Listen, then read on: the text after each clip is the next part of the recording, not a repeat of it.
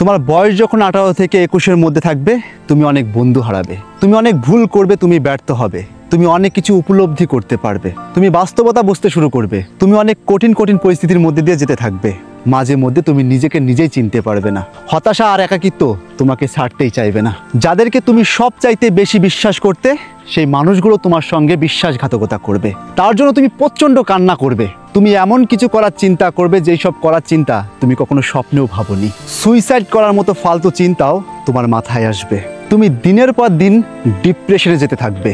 কোনো motivational speaker তোমার সেই ডিপ্রেশন থেকে বের করতে পারবে না। ঠিক ওই সময়ই তোমার প্রিয় মানুষটা তোমাকে ছেড়ে চলে যাবে।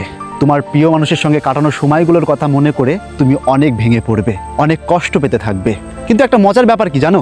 এই কষ্টটা পার্মানেন্ট নয়। 6 মাস 1 বছর পর তুমি আবার স্বাভাবিক হয়ে যাবে। তুমি যখন আবার স্বাভাবিক হয়ে যাবে, তোমাকে যারা ছেড়ে গিয়েছিল সেই মানুষগুলো আবার কামব্যাক করবে।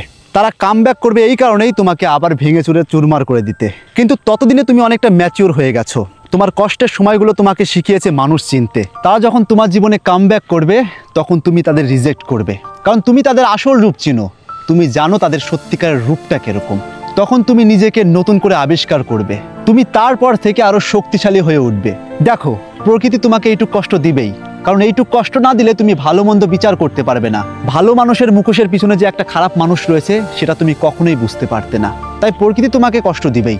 এই কষ্টটা তোমাকে দুঃখ দেওয়ার জন্য নয়, বরং তোমাকে শক্তিশালী করার জন্য এই কষ্টটা দেয়। একটা কথা সবসময় তুমি মনে রাখবে, খারাপ সময়ে কেউ পাশে থাকে না, আর ভালো সময়ে কাঁধে হাত রাখার মতো মানুষের অভাব হয় না। খারাপ সময় আসলে পরিবারের সঙ্গে সময় কাটাও। একটা কথা সবসময় মনে রাখবে, পৃথিবীর মধ্যে সবচাইতে যদি কেউ আপনজন থাকে, তাহলে তোমার পরিবার। আকরিকতে মনেই হতে পারে হয়তো পরিবারও তোমার বিরুদ্ধে কথা বলছে, তারাও হয়তো তোমার খারাপ চায়। কিন্তু বিশ্বাস করো, তারা যতটুকু তোমাকে শাসন করছে, তোমাকে বারণ করছে, সেটা তোমার ভালোর জন্য। পৃথিবীর সবাই তোমার খারাপ চাইলেও তোমার ফ্যামিলি কখনো তোমার খারাপ চায় না, কারণ ফ্যামিলি তোমার পরম আপন। তাই ডিপ্রেশনে থাকলে ফ্যামিলির সঙ্গে সময় কাটাও, তাদেরকে সময় দাও, তাদেরকে ভালোবাসো, তাদের সঙ্গে আড্ডায় মেতে ওঠো।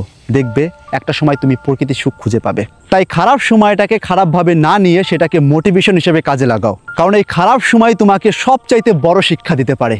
তাই খারাপ সময়টাকে খারাপভাবে না নিয়ে সেটাকে আলিঙ্গন করে নিজে শুধরাও, মানুষকে চিনো। ভিডিওটি ভালো লাগলে অবশ্যই লাইক শেয়ার করো, আর চ্যানেলে নতুন হয়ে থাকলে চ্যানেলটিকে সাবস্ক্রাইব করে পাশের বেল আইকনটি প্রেস করে রাখতে একদম ভুলো না। আর তুমি যদি আমাকে ফেসবুক পেজে দেখে থাকো, তাহলে পেজটি ফলো করতে একদম ভুলো না। দেখা হবে ঠিক এরকম অন্য একটি ইন্টারেস্টিং ভিডিও নিয়ে। ততক্ষণে ভালো থেকো, নিজের খেয়াল রেখো। Take care.